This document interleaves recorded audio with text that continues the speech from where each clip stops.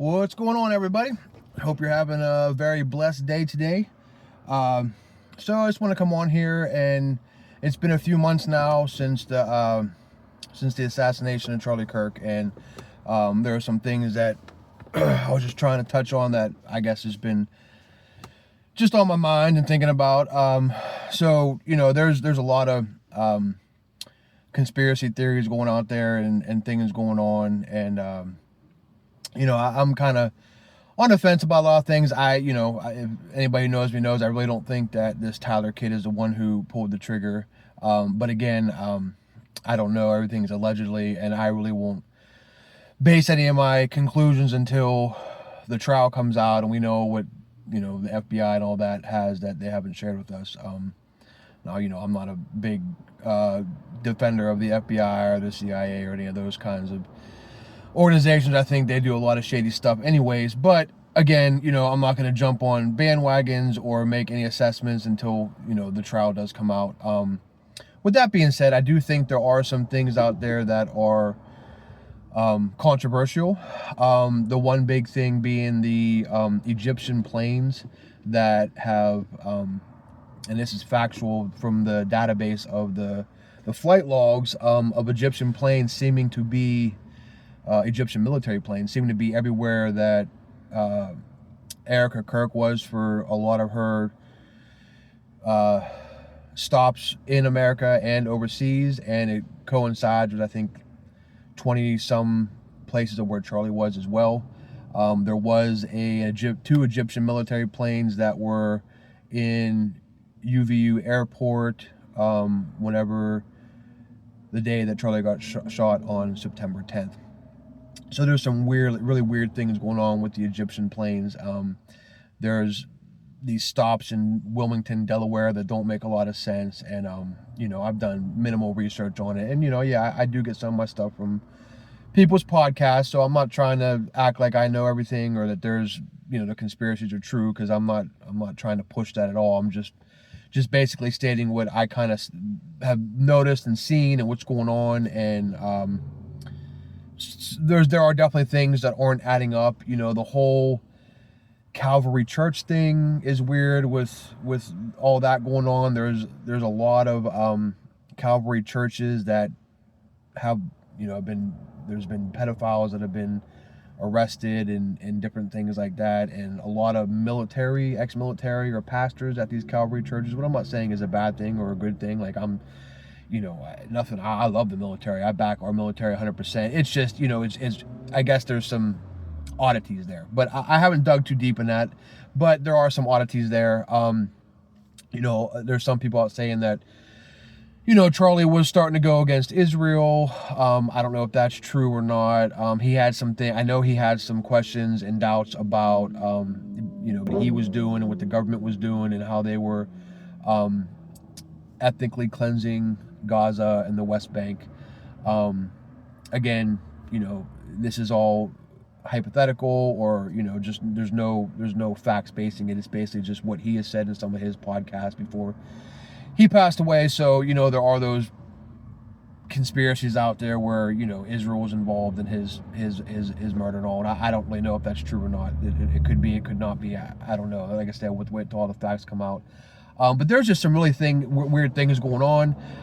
Charlie Kirk, maybe he did know some things that were going on leading up to his death, and maybe he was going to be a whistleblower. Who knows? I mean, again, this is, going off into the conspiracy things, and I'm not saying yes or no, but there are some weird things that have been going on with him.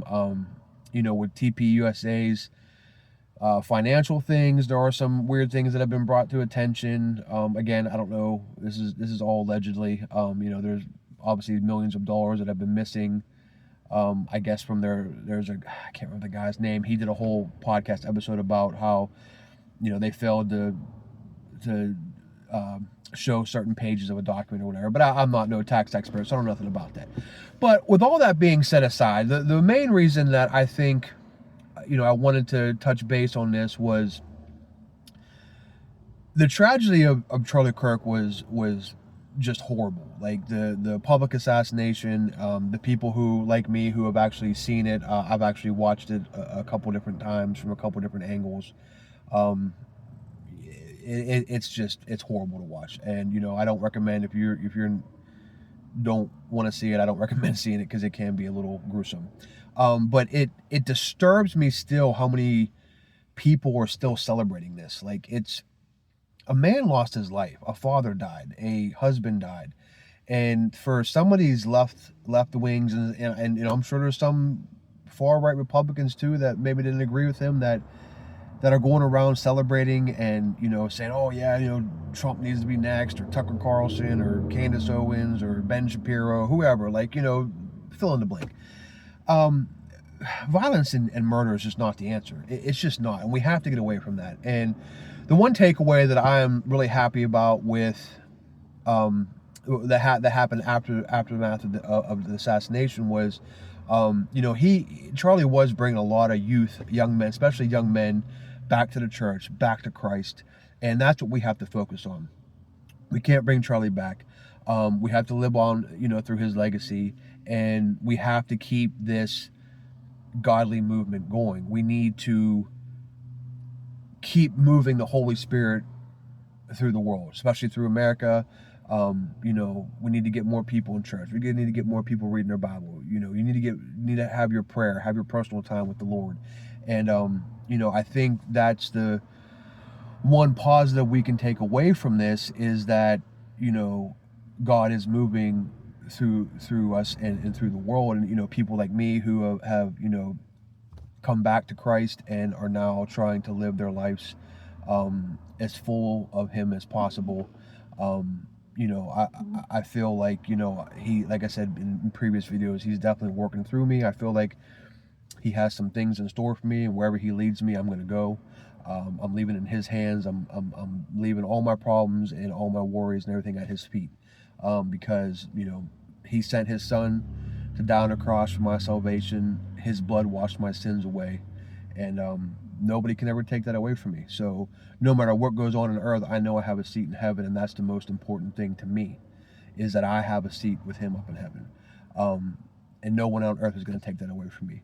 But with that being said, there are, Bible sales are up, I think, like 35% since Charlie Kirk died.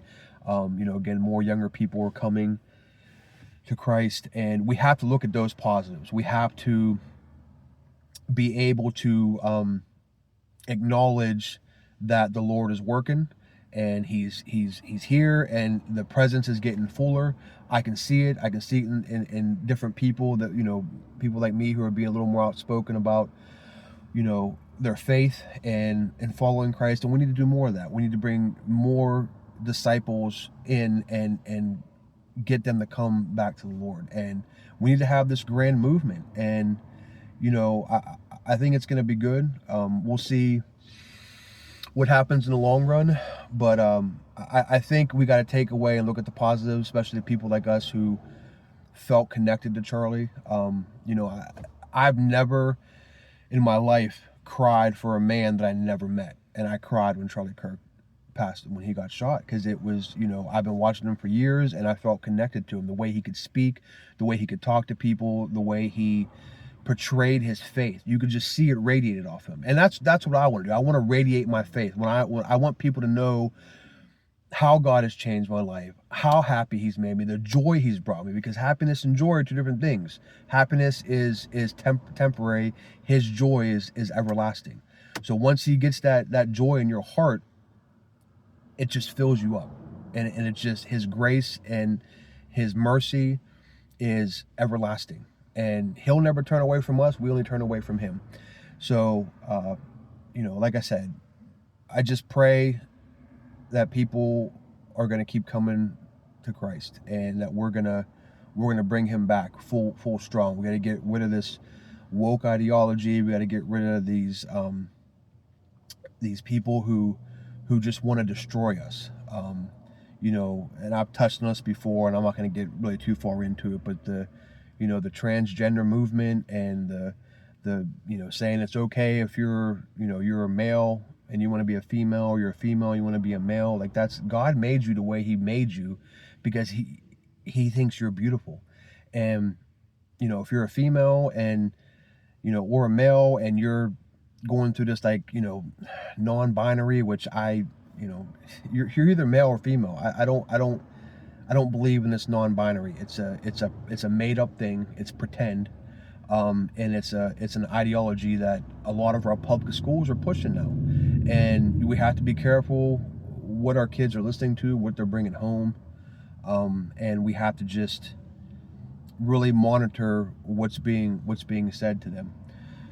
So with that being said, I guess I've run on long enough, guys. But again, if you need any prayer or you just want me to pray with you, send me a message, hit me up. Like I said, I'll put it in my prayer book. I pray several times a day now, and at night I do. When I read my Bible, especially on the truck, because that's when I get my time with the Lord. I read the Bible and I pray, and that's when I go through my prayer book and I put any prayer out there that anybody needs. So if you need anything or you just need to call and talk, send me a message. As long as I'm up I drive through the middle of the night. So usually early in the morning, early morning, late morning, I'm up. If you need just someone to talk to, let me know. I'll call you. We'll talk. I just want people to know that there are people out here that are here for you and love you and want to see you succeed. So again, sorry for running this video so long, but I just felt like I had to get a lot of this off my chest.